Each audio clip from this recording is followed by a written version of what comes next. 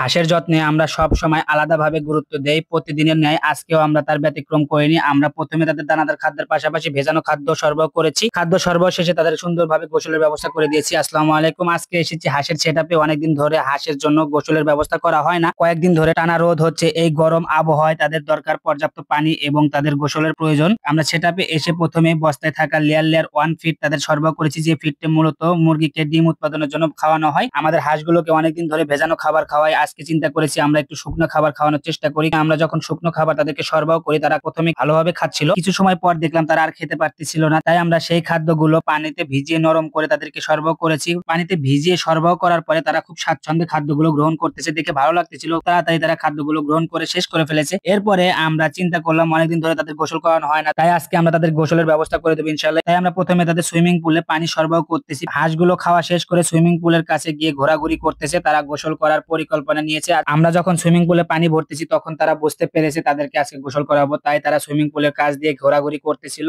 আমরা প্রথমে কয়েকটি রাজহাঁসকে পানির ভিতরে ছেড়ে দিলাম। একটা হাঁস তো প্রথমে লাফিয়ে একাই উঠে গিয়েছিল। আমরা হাঁসদেরকে ছেড়ে দেওয়ার পরে আমরা নিজেরাও কিন্তু পুলের ভিতরে নেমে গিয়েছি। আমাদেরও কিন্তু গরম লাগতেছিল কাজ করতে করতে, তাই আমরা হাঁসদের সাথে একটু গোসল করলাম এবং হাঁসদের সাথে একটু খুনসুটিতে মেতেছিলাম। যেটুকু সময় তাদের সাথে ছিলাম সময়টা খুবই আনন্দময় ছিল। আপনারা যারা হাঁস পালন করেন তারা অবশ্যই হাঁসকে মাঝে মাঝে শুকনো এবং দানাদার খাদ্য সরবরাহ করার চেষ্টা করবেন। দানাদার খাদ্যে প্রোটিন বেশি থাকার কারণে হাঁস কিন্তু সুস্থ স্বাভাবিকভাবে বেড়ে উঠতে পারে এবং হাঁসের বৃদ্ধির জন্য কিন্তু দানাদার খাদ্য খুবই গুরুত্বপূর্ণ। আপনাদের হাঁস যদি দানাদার খাদ্য খেতে না চায় তাহলে সেই দানাদার খাদ্যই আপনারা ভিজিয়ে নরম করে তাদেরকে সরবরাহ করতে পারেন। এতে তারা খুব স্বাচ্ছন্দ্য খাবে ইনশাআল্লাহ। দানাদার খাদ্যের পাশাপাশি হাঁসদের প্রতিনিয়ত পানিতে নামানোর চেষ্টা করবেন। প্রতিদিন না পারলেও সপ্তাহে 1 বা 2 দিন তাদেরকে পানিতে অবশ্যই নামানোর চেষ্টা করবেন। এতে আপনার হাঁস কিন্তু সুস্থ স্বাভাবিকভাবে বৃদ্ধি পাবে এবং হাঁসের পালকগুলো ঠিক থাকবে। অন্যথায় আপনার হাঁসের পালকগুলো নষ্ট হয়ে যাওয়ার সম্ভাবনা থাকে। যাই হোক, আমাদের জন্য দোয়া করবেন, আমাদের এই হাঁসগুলোর জন্য দোয়া করবেন। সকলে ভালো থাকবেন, সুস্থ থাকবেন। আল্লাহ হাফেজ।